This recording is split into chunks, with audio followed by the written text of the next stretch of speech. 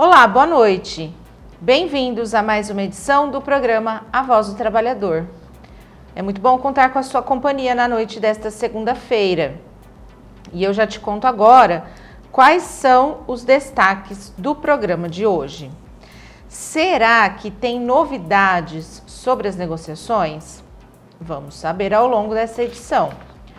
Curso prepara empreendedores para o mercado internacional. E vamos entender também o que é a lei da reciprocidade. Quem me acompanha no programa de hoje é o presidente do Sindicato da Alimentação de Catanduva, Marcelo Araújo. Marcelo, boa noite, bem-vindo. Boa noite, Lívia. Boa noite a todos que nos assistem. Vamos iniciar mais uma semana. Bem-vindo mês de agosto, né, Lívia? Começamos agosto, final do ano já está se aproximando e vamos aqui trazendo informações para toda a população. Hoje é segunda-feira, 3 de agosto de 2026 e o programa Voz do Trabalhador já começou. As empresas de Catanduva, elas podem se inscrever na segunda turma do Exporta SP 2026, um programa gratuito voltado à preparação de empreendedores para o mercado internacional. A iniciativa ganha ainda mais relevância diante da força exportadora do município. Entre janeiro e junho deste ano, as empresas catanduvenses venderam 144 milhões de dólares ao exterior, valor superior aos 129,2 milhões de dólares exportados por São José do Rio Preto e outros municípios da região, que juntos aí somam 12 cidades. O Exporta SP, ele é promovido pelo Invest SP, uma agência vinculada à Secretaria de Desenvolvimento Econômico do Estado de São Paulo e atende micro, pequenas e médias empresas, além de startups e produtores rurais paulistas interessados em acessar mercados internacionais e ampliar suas oportunidades de negócios. Ao longo de 3 meses, os participantes eles terão acesso a capacitações especializadas, mentorias individuais e uma metodologia prática para desenvolver e estruturar estratégias de exportação. O programa é realizado de forma totalmente online e é gratuito, permitindo a participação dos empresários sem a necessidade de deslocamento. As aulas começam no dia 25 deste mês. As inscrições já estão próximas de atingir aí o limite, mas tem vagas disponíveis e os interessados devem garantir a participação até o dia 20 de agosto. Acesse então investesp.org.br/exportasp para mais informações. Marcelo, qualificação, informação, conhecimento são pilares aí importantes para o crescimento pessoal, profissional e das empresas. Esse é um ponto que eu queria que você comentasse. E mesmo com exportações tão intensas como mostram aí, e valores superiores às cidades maiores, a sensação que eu tenho é que Catanduva parece estagnada. Você também sente isso? Vamos lá. É uma notícia muito importante, Lívia, para Catanduva, a abertura dessa inscrição aí para a turma de Exporta São Paulo. É um programa aí gratuito, como você já disse, quer dizer, prepara as empresas para quê? Para conquistar mercado internacional. Às vezes a empresa é pequena, é microempresa, que não tem produto de qualidade, mas não teve ainda oportunidade de exportação, e essa é a sua oportunidade. Os números aqui mostram a força da nossa economia. Somente nesse primeiro semestre, como você já trouxe esses dados, é muito importante para nós, está superando vários municípios aí na nossa região. Isso demonstra o quê? Que a competência do nosso setor produtivo, em especial a indústria, o agronegócio e as empresas geram emprego e renda. Por isso que a iniciativa aqui de incentivar o Exporta São Paulo merece ser valorização, ser valorizados na qualificação, na informação, conhecimento, são as ferramentas fundamentais para você possa aí fazer a exportação. Inclusive no momento se você já exporta para uma empresa nos Estados Unidos que tem um tarifaço, você tem a oportunidade de buscar novos horizontes, novos continentes para fazer sua exportação também. Mas nessa notícia também nos leva para uma reflexão, Lívia. Se Catanduva exporta tanto e possui empresas competitivas, porque muitas pessoas têm essa sensação, igualmente você, igualmente a mim, que o Catanduva não cresce, que poderia crescer mais. Na minha visão, o desenvolvimento aqui econômico precisa ter sentido, para fazer sentido toda a população. Não é somente buscar aumentar a exportação, é preciso de crescimento, que se transforme mais em investimento, geração de emprego de qualidade, melhores salários, fortalecimento do comércio, incentivo das pequenas empresas e melhoria também na infraestrutura da cidade. Então, tem que reverter essa exportação para quê? Para benefício para a população. O que é por isso que a gente não está vendo essa sensação de avanço, de crescimento da cidade. Quando a indústria cresce, todos ganham. O trabalhador, o comércio, o setor de serviço e o município em torno geral. Todo um todo acaba agregando. Só que essa agregação tem que estar exposta em investimento, em qualificação, infraestrutura, criar polo industrial. Nós precisamos disso para mostrar que esse crescimento, que se nós temos capacidade, tem capacidade de crescimento, o que isso não está acontecendo. Catanduva tem um potencial para avançar muito mais. Temos empresas fortes, trabalhadores qualificados e uma localização estratégica. Estamos próximo da Ostra Luiz aí, Rodovia da Laranja, que tem acesso aí para escoar seus produtos. O desafio agora é unir o poder público, o setor empresarial, as entidades representativas dos trabalhadores para transformar esse potencial em desenvolvimento que seja percebido no dia a dia da população. Esse é o caminho que uma cidade forte e competitiva precisa passar. Não é somente um setor. Eu acredito que a união se faz a força. Se o poder público, o privado, os empresários, os representantes do sindicato de todas as categorias sentar, traçar o que nós precisamos para desenvolver a nossa cidade. É isso que nós precisamos. E que pena que isso não está acontecendo no nosso município. E se pagam tantos impostos, né, reverter o que é pago de impostos em melhoria na cidade, né, como você falou, na infraestrutura, na questão de um melhor asfalto, deixar a cidade mais bonita, ter mais sinalização, melhoria na qualidade da saúde, da educação, enfim, um todo, né? Exatamente. Aí você pega aí, há quanto tempo não viu uma empresa de médio porte para Catanduva? Tem espaço? Como é que estão? Precisa fazer uma reflexão. Como estão os parques industriais da nossa cidade? Há capacidade para isso ou precisa criar novos parques industriais? É o momento que a gente precisa discutir. E a prefeitura precisa disso. Precisa sentar com os empresários, com os representantes dos trabalhadores, para desenvolver realmente a cidade de fato. Bom, e falando aí em emprego, oportunidade, o desemprego no Brasil caiu no trimestre encerrado em junho e atingiu aí o menor nível para o período em mais de 10 anos. A economia brasileira registrou uma taxa de desemprego de 5,4% no trimestre, seu menor valor para o período desde 2012, quando o indicador começou a ser mensurado com a metodologia atual, de acordo com o IBGE.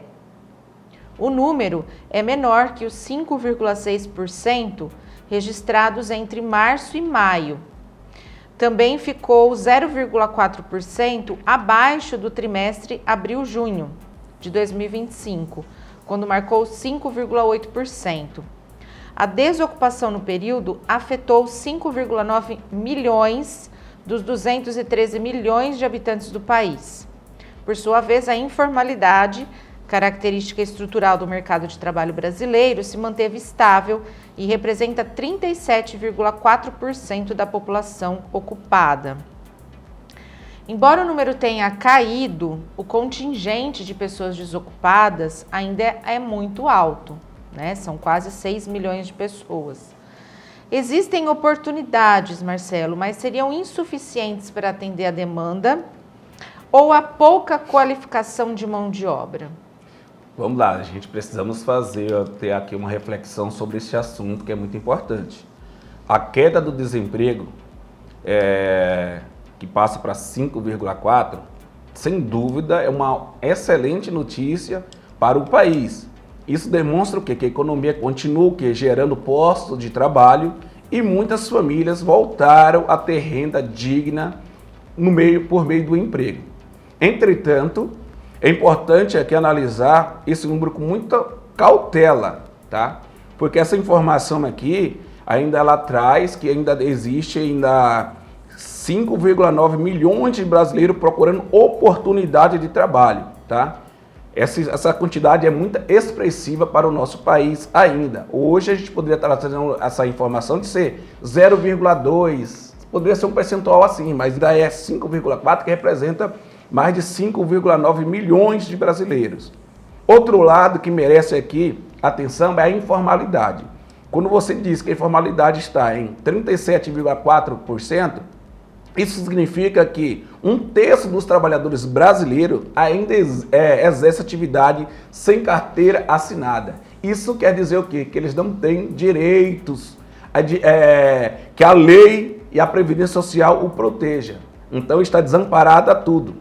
Portanto, não basta criar empregos. É fundamental gerar empregos de qualidade com direitos garantidos, que hoje não está sendo nesse caso, da informalidade não tem esse direito. Quanto à pergunta, Lívia, sobre a oportunidade de emprego, acredito que a resposta envolve dois fatores. O primeiro é que alguns setores realmente enfrentam dificuldade para encontrar profissionais qualificados, especialmente nas áreas técnicas e industriais. Por isso, investir em curso profissionalizante qualifica e requalifica a mão de obra dos trabalhadores. Então as empresas têm que fazer o quê?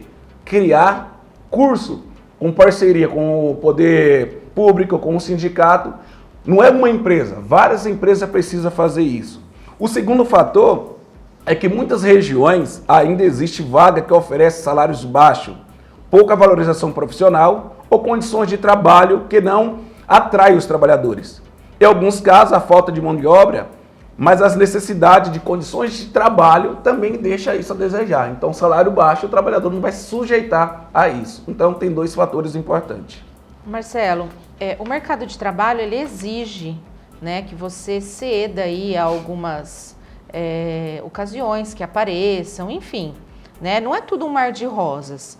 Você acredita também que os mais jovens hoje que estão entrando no mercado de trabalho, eles não têm a mesma paciência, o mesmo jogo de cintura para enfrentar aí os problemas do dia a dia?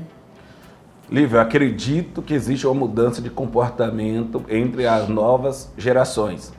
Mas isso é importante a gente falar que toda essa geração é assim. Tem pessoas específicas, essa juventude específica que realmente precisa de muito avaliação sobre isso. Muito jovem hoje realmente não aceita a mesma facilidade de situações de gerações anteriores. Vamos falar das nossas gerações, tá? Sim.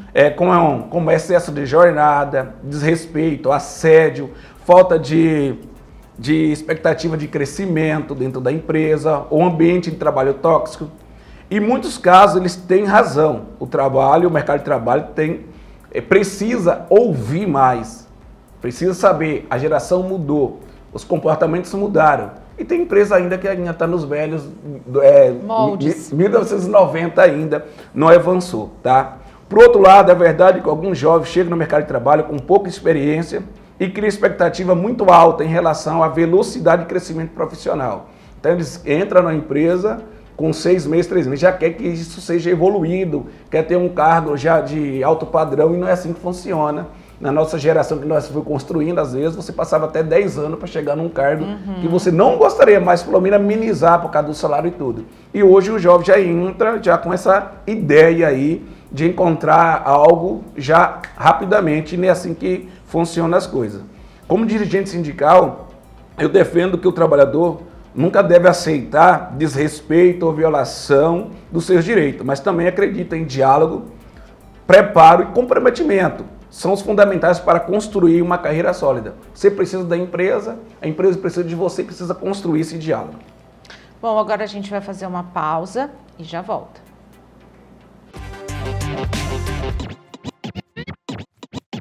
Há quase 4 décadas, o Sindicato da Alimentação de Catanduva e região está na linha de frente da luta pelos direitos dos trabalhadores. Afinal, direito não se ganha sozinho, se conquista, se defende e se amplia. A lei não garante benefícios como ticket alimentação, cesta básica, plano de saúde ou participação nos lucros. Tudo isso é resultado da força da organização sindical nas negociações. E a luta vai além. O sindicato atua para garantir respeito, dignidade e ambientes de trabalho livres de assédio. Aqui, o trabalhador não está sozinho. Tem atendimento jurídico gratuito, convênios que fazem a diferença e apoio de verdade. E também tem qualidade de vida, ranchos em Sales e Borborema, estrutura completa para você e sua família, além de parcerias para lazer e descanso. Ser sócio é fortalecer essa luta, é garantir conquistas hoje e proteger o amanhã. Não fique só, fique sócio. Sindicato da Alimentação de Catanduva, a voz que defende você.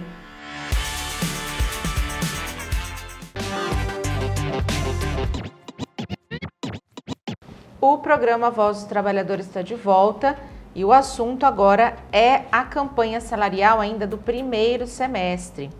Marcelo, na última semana você adiantou aqui pra gente que estavam sendo alinhados aí os acordos para o fechamento das convenções de bebidas, carnes, doces, frio, né? Vocês tinham feito uma contraproposta para ver se fechavam essas convenções.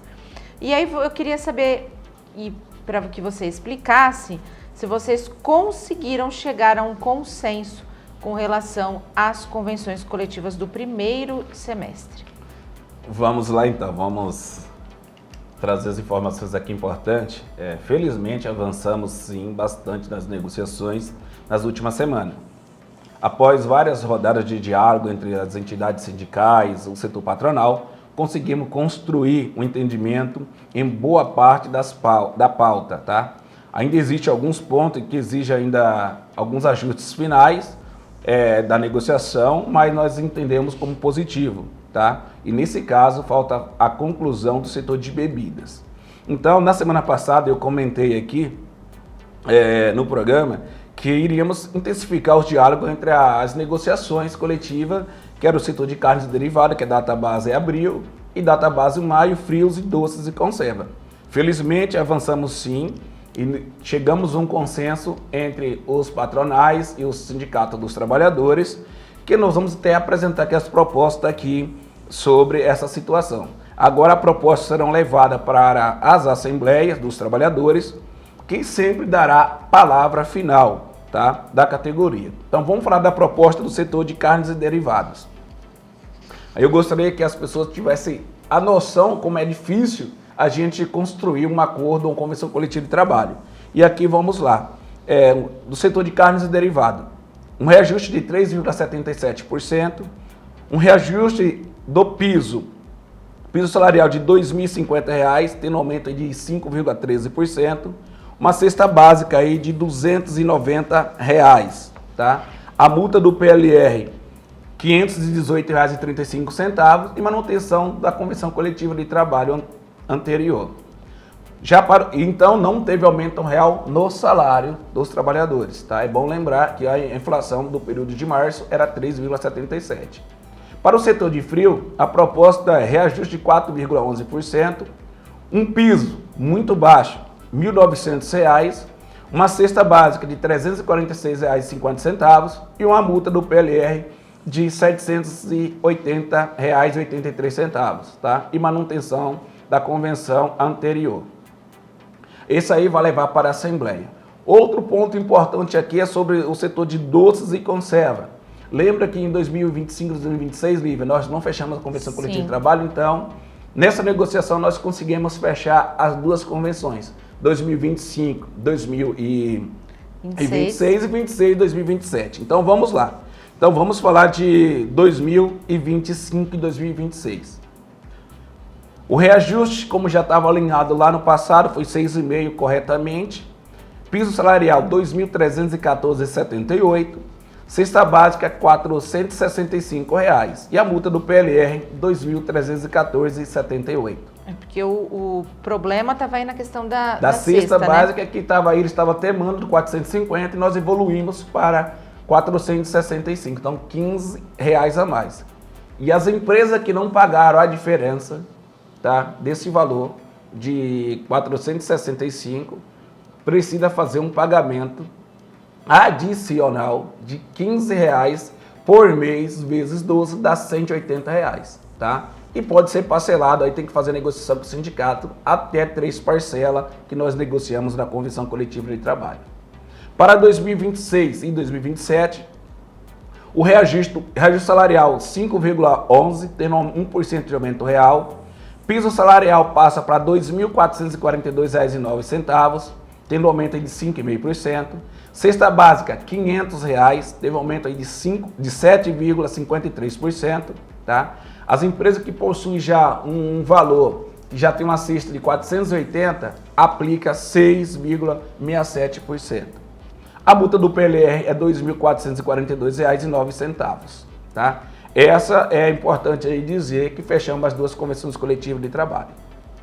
E aqui eu chamo até a atenção aqui dos trabalhadores sobre essa negociação do setor de frios e do setor de carne.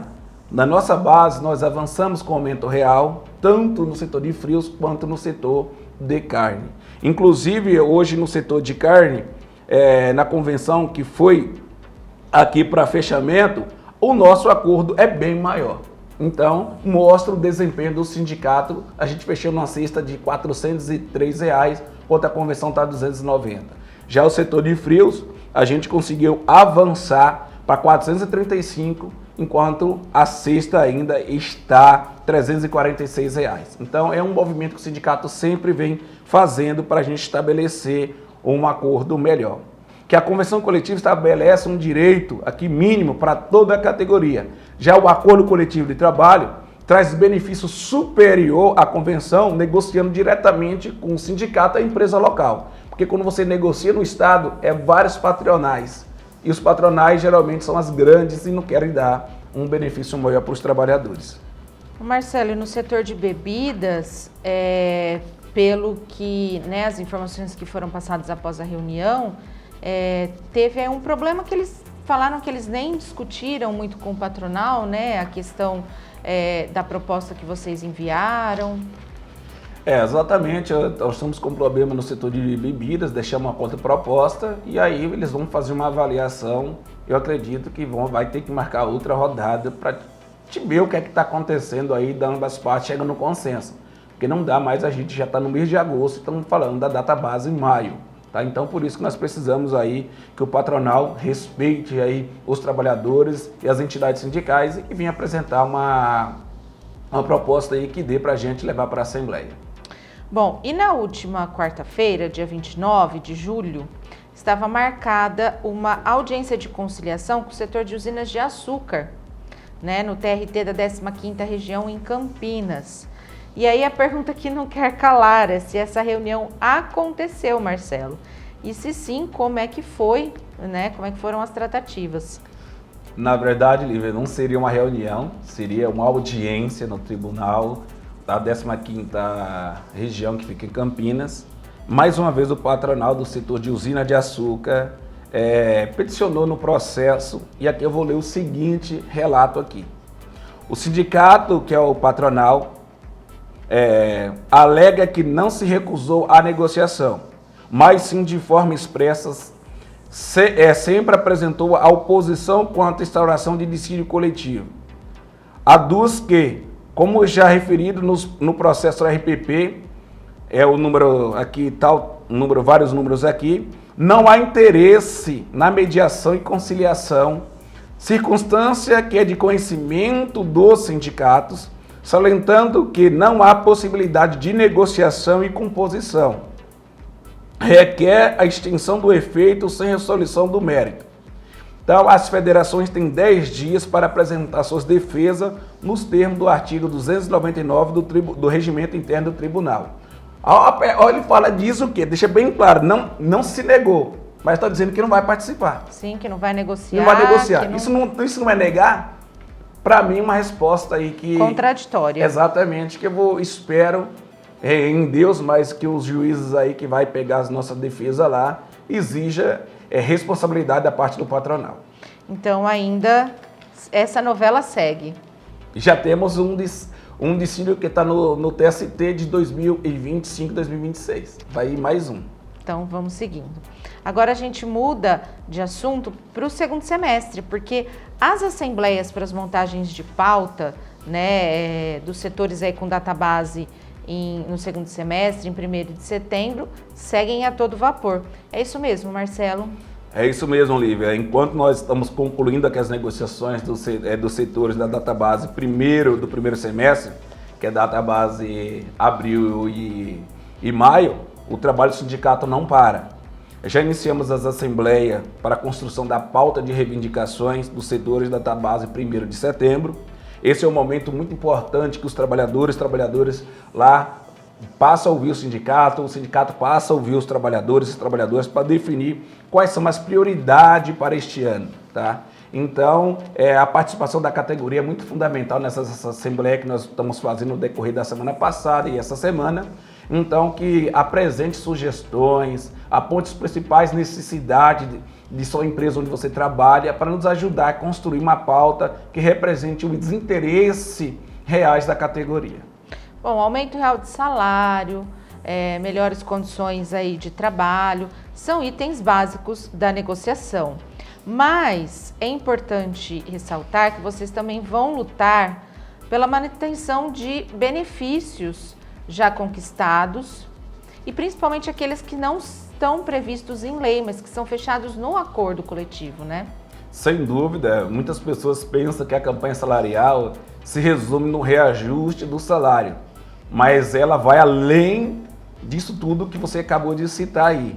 A grande parte dos benefícios dos trabalhadores recebe hoje não está previsto na CLT, tá? Benefícios como vale alimentação, cesta básica, PLR, o PPR, pisos salariais acima do salário mínimo, adicionais diferenciados, auxílios e diversas garantia aí social que nós temos nos nossos acordos e convenção ao longo do tempo, tá? Por isso que a nossa responsabilidade é buscar novos avanços e ao mesmo tempo defender a manutenção dos direitos já conquistados, que não é direito adquirido.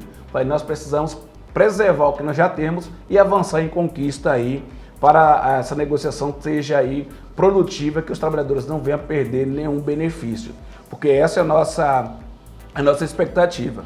Aí também a nossa expectativa também é manter o diálogo respeitoso, firme e transparente. O objetivo do sindicato nunca é criar conflito, mas construir soluções equilibradas aí entre os trabalhadores, o sindicato, as empresas, fortalecendo aí para garantir aí que os trabalhadores tenham ganhos reais, mas também com responsabilidade. Marcelo, vocês acham que a negociação desse semestre vai ser tão difícil quanto do primeiro semestre? Com a experiência do primeiro semestre, Lívia, com certeza será... A negociação em si já é difícil, mas com a experiência aí própria do primeiro semestre, que a gente não fechamos ainda essa convenção, eu acredito que será muito difícil. E aí vamos usar tarifaço, vamos usar combustível, vamos usar todos, o EONinho, vai ter várias situações sobre isso. Bom, vamos tirar algumas dúvidas dos trabalhadores agora, porque o assunto é banco de horas, que é uma prática cada vez mais comum nas empresas brasileiras, né? Especialmente após as mudanças trazidas pela reforma trabalhista. E tem dúvidas sobre o tema. Por exemplo, o que é banco de horas e como ele funciona? Vamos lá, o banco de horas é um sistema de compensação de jornada de trabalho.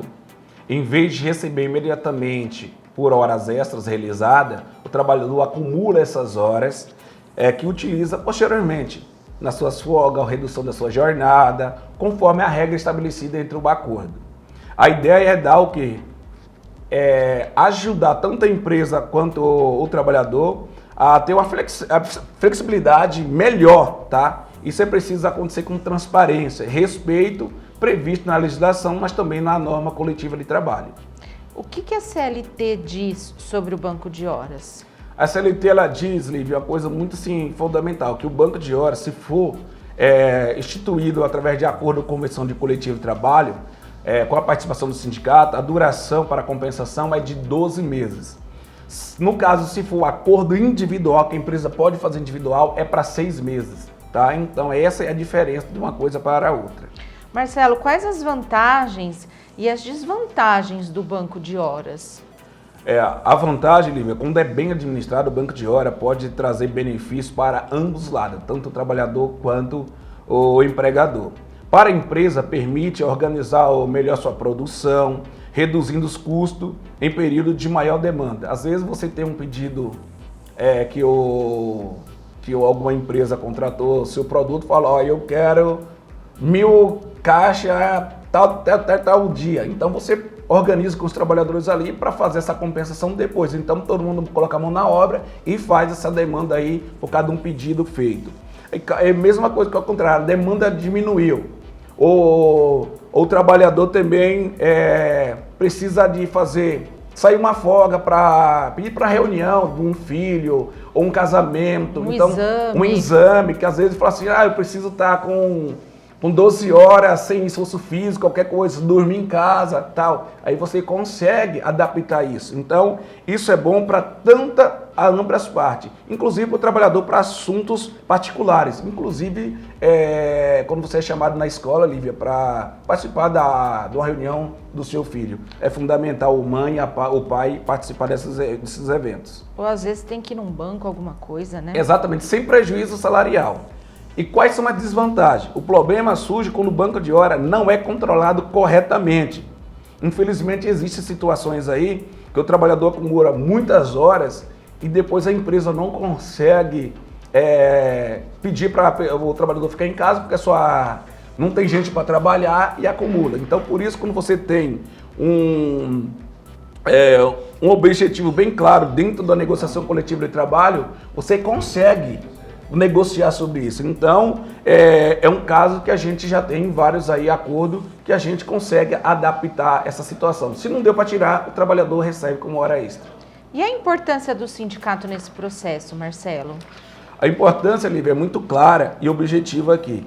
O sindicato exerce uma função fundamental aqui de organizar por meio de acordo coletivo uma determinação de 12 meses a sua vigência. Eu vou trazer até uma situação que aconteceu, um exemplo, recentemente na negociação realizada com a Cocan. Nós conseguimos adequar lá o banco de hora com a necessidade da empresa e dos trabalhadores. Então, como ficou estabelecido a situação? Porque tem vários tipos de banco de hora. Tem banco de hora que é 1 hora que você trabalha e vai 1 hora para o banco de hora. Então, às vezes, isso precisa ser negociado. E nesse caso da Cocan, era assim, o crédito do banco de hora passou de 70% para 50%. Então, antes fazia 100% das tuas horas, 70% ia para o banco e a empresa pagava 30%. Agora foi ao contrário, vai 50% para o banco, 50% a empresa paga como hora extra, entendeu? Então ia reduzir também, que era o limite, era 240 horas, passou para 120 horas. Isso muda, você entende que o sindicato tem a importância de concentrar na sua mão e dizer ao trabalhador, isso é bom para você, porque não é 1 por 1 que está indo. Então não está indo diretamente 100% para o banco, mas sim 50-50. 50% você ganha, 50% você vai para o banco para tirar nas horas de necessidade. Agora a gente faz uma pausa e já volta.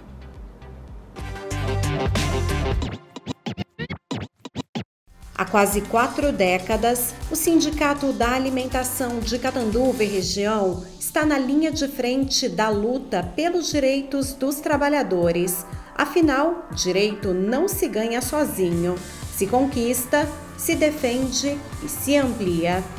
A lei não garante benefícios como ticket alimentação, cesta básica, plano de saúde ou participação nos lucros. Tudo isso é resultado da força da organização sindical nas negociações. E a luta vai além. O sindicato atua para garantir respeito, dignidade e ambientes de trabalho livres de assédio. Aqui, o trabalhador não está sozinho. Tem atendimento jurídico gratuito, convênios que fazem a diferença e apoio de verdade. E também tem qualidade de vida, ranchos em Sales e Borborema, estrutura completa para você e sua família, além de parcerias para lazer e descanso. Ser sócio é fortalecer essa luta, é garantir conquistas hoje e proteger o amanhã. Não fique só, fique sócio. Sindicato da Alimentação de Catanduva, a voz que defende você.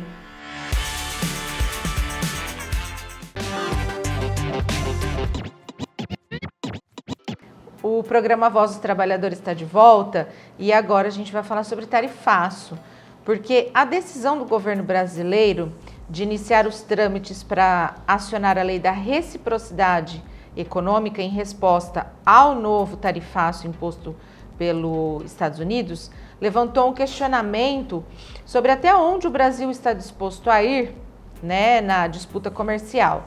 Embora a legislação abra caminho para medidas equivalentes contra o país que adotar barreiras consideradas injustificadas, especialistas avaliam que a tendência, ao menos no curto prazo, é que ela seja utilizada principalmente como instrumento de pressão nas negociações. Na avaliação dos especialistas, a decisão do governo deverá considerar não apenas os impactos econômicos das tarifas, mas também fatores políticos e diplomáticos. O que você acha que o governo brasileiro ele deve ponderar para aplicar essa lei? E se você acha também que o Brasil pode sofrer novas sanções americanas se aplicar essa lei da reciprocidade?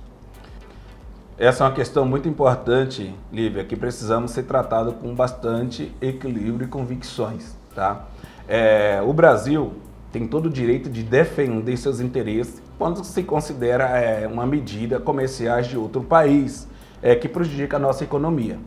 Esta lei, ela foi criada justamente para dar ao governo instrumento de resposta, mas isso não significa que ela deva ser utilizada de forma automática. Na minha avaliação, o governo precisa ponderar, antes de tudo, os impactos que os trabalhadores, as empresas, a economia brasileira. Porque qualquer decisão deve buscar proteger a indústria nacional, o agronegócio e os empregos, sem provocar escalada de medidas que possa prejudicar ainda mais o comércio entre os dois países. Os Estados Unidos são um dos principais parceiros do Brasil, comercial do Brasil. Uma disputa comercial mais intensa pode afetar as exportações, os investimentos e alguns setores até a manutenção de empregos. Por isso que o caminho do diálogo e as negociações diplomáticas deve sempre ser a primeira opção. É claro que existe a possibilidade aí de novas medidas ou sanções por parte dos Estados Unidos, dependendo do que essa disputa vai se evoluir, tá? Uma disputa comercial internacional, a resposta de um lado pode gerar outra resposta do outro lado. Então, justamente por isso que cada decisão precisa ser muito bem avaliada, considerando não apenas o aspecto político, mas principalmente os efeitos econômicos. Como representante do sindicato, nós, dos trabalhadores, nós gostaríamos o quê? De preservar empregos, a geração de renda, manutenção das empresas do nosso país. Então, por isso que esse diálogo ele precisa ser feito, mas nós temos limite. Por isso que nós temos que buscar novos horizontes, Lívia, buscar novos comércios em outros continentes, para que nós não podemos depender somente dos Estados Unidos. O caminho seria mesmo o diálogo, né? O diálogo é a melhor coisa. Bom, e tem um outro assunto que está chamando atenção, a gente até falou sobre isso, mas vamos retomar aqui porque tem novidade. O retorno do fenômeno climático El Niño deve afetar a produção agrícola de forma desigual no Brasil. É que um relatório da XP Investimentos mostra que os impactos dependerão da cultura cultivada e da região produtora, sem configurar aí um choque generalizado de oferta. O milho e o açúcar aparecem entre as commodities mais sensíveis, enquanto a soja tende a apresentar maior resiliência em nível nacional. A XP apontou, por exemplo, que o milho é a cultura mais vulnerável e que em eventos mais intensos, né, do fenômeno, as perdas podem superar 30%. E o açúcar também figura entre as commodities mais sensíveis ao fenômeno. A XP afirmou que eventuais problemas climáticos no Brasil, na Índia e na Tailândia podem reduzir a oferta global. Marcelo, você que tem contato aí com as empresas de diversos segmentos, né? No caso das usinas de açúcar, como que os usineiros eles estão aí se preparando para a possibilidade aí deste El Niño extremo? O setor açúcar energético, Lívia, acompanha esse cenário com muita atenção. As experiências nos mostram que os eventos climáticos extremos do El Niño podem afetar diretamente na produtividade de cana de açúcar, principalmente em nossa região, onde há um período longo aí de seca ou de chuva em momentos inadequados do seu ciclo aí da cultura. Nas conversas que nós tivemos aí com alguns empresários aí das usinas, percebemos que existe uma preocupação crescente com a gestão de risco climático. Muitas empresas vêm investindo em planejamento agrícola, monitoramento da metodologia, novas tecnologias, variedade de cana mais resistente às mudanças climáticas, melhoria nos manejos do solo e o uso mais eficiente da água, buscando reduzir os impactos em eventual ocorrência aí mais intensa desse fenômeno, tá? Também há um acompanhamento também constante na previsão aí climática para ajustar aí sobre o plantio, os tratos culturais, a programação também da colheita, porque às vezes também se você faz um manejo aí numa terra que precisa de água após a aplicação ou não água após a aplicação e acontece, isso é um desperdício, não tem um efeito que deveria ser e vai ter que refazer. Isso gera o quê? Custo, tá? E isso as empresas não querem ter esse custo também. Mas é importante aqui dizer que a agricultura sempre dependerá das condições climáticas.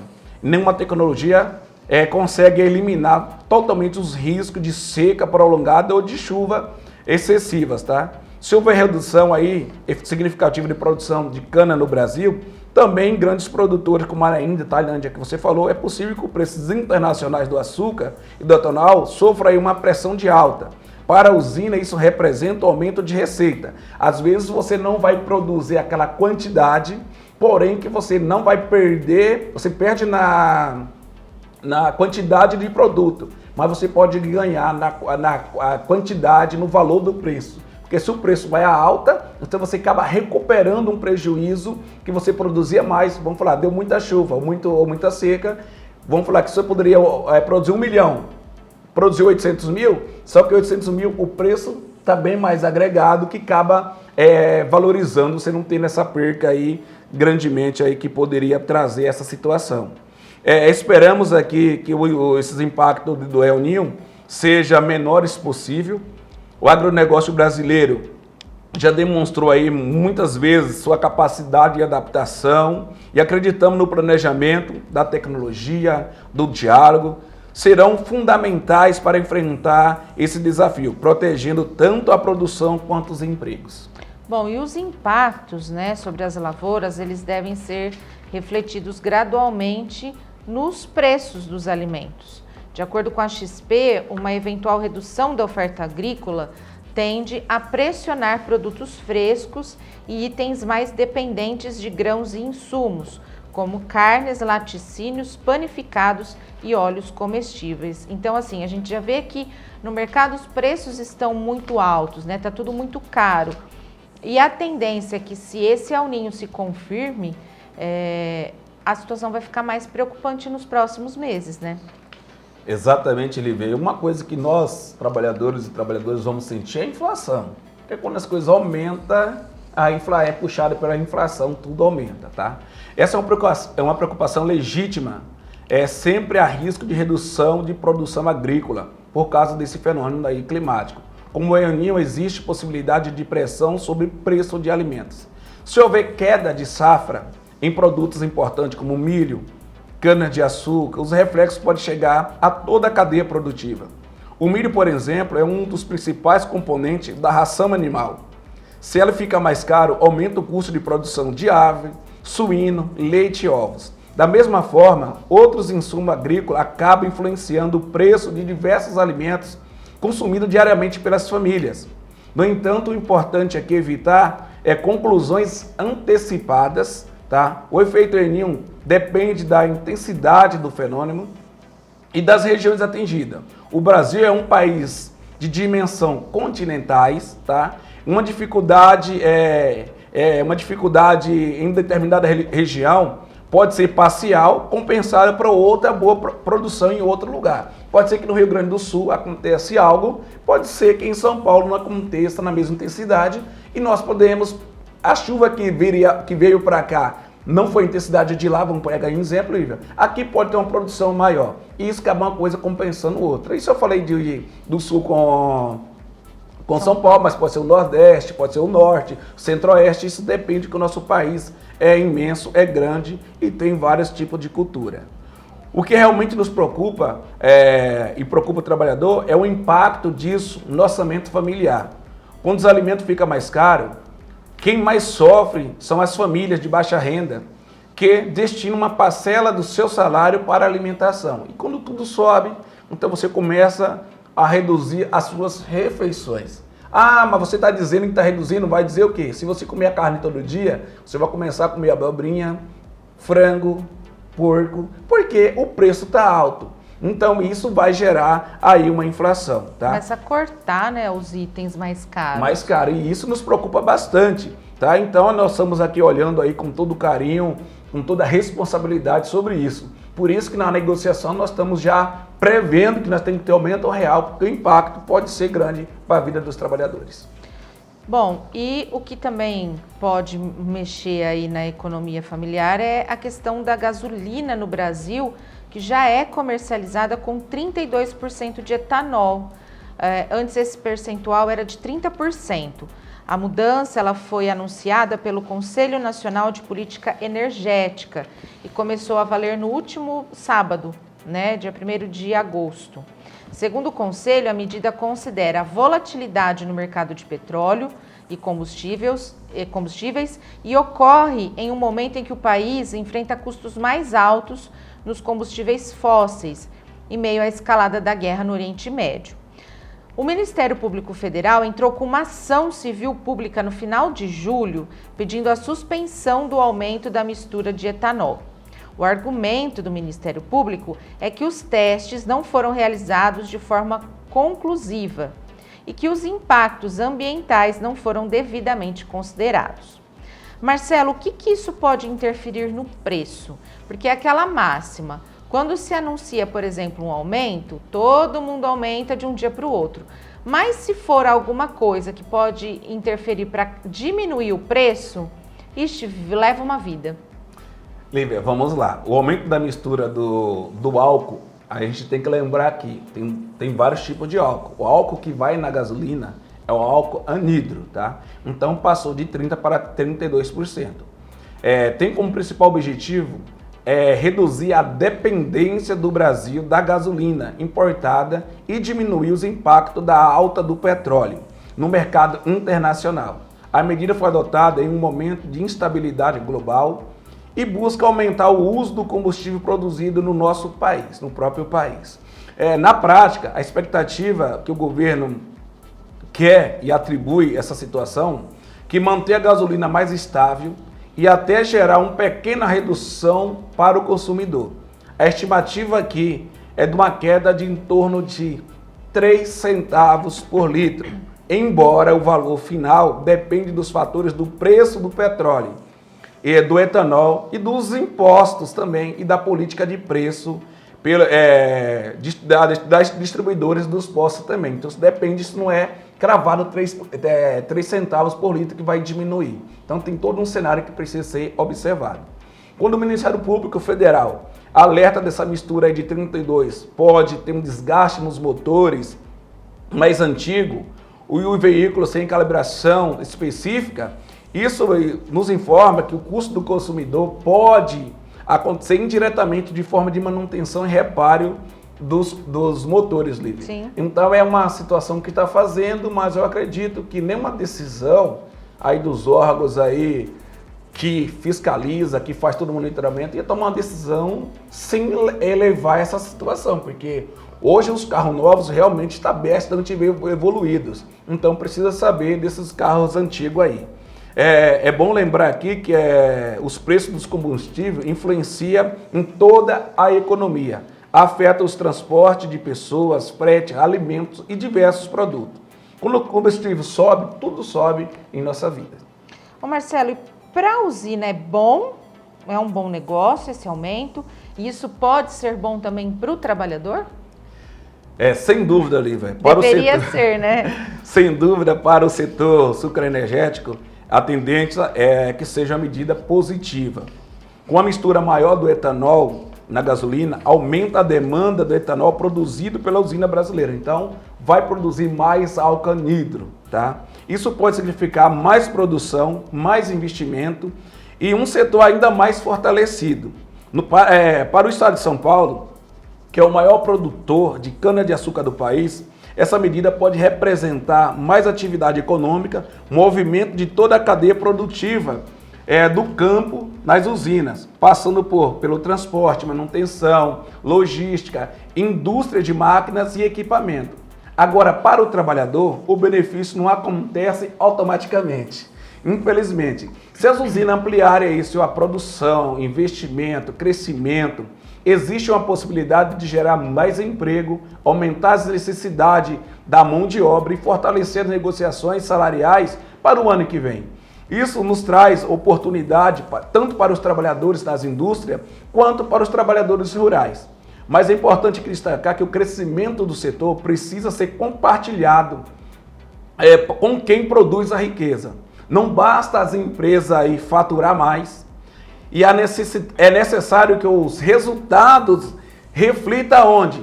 Nos melhores salários, nos melhores benefícios, participação dos lucros, resultado que é o PPR, condições dignas de trabalho, investimento em segurança e qualificação profissional. Então, por isso que aqui a gente tem que trazer essa informação, vai ser positiva para as empresas, para as usinas, mas que as usinas também possam ter essa percepção de levar isso aos trabalhadores que produzem no dia a dia esse etanol, vários tipos de etanol que está fazendo, inclusive o açúcar também. Repassar os benefícios para o trabalhador. É o que nós esperamos.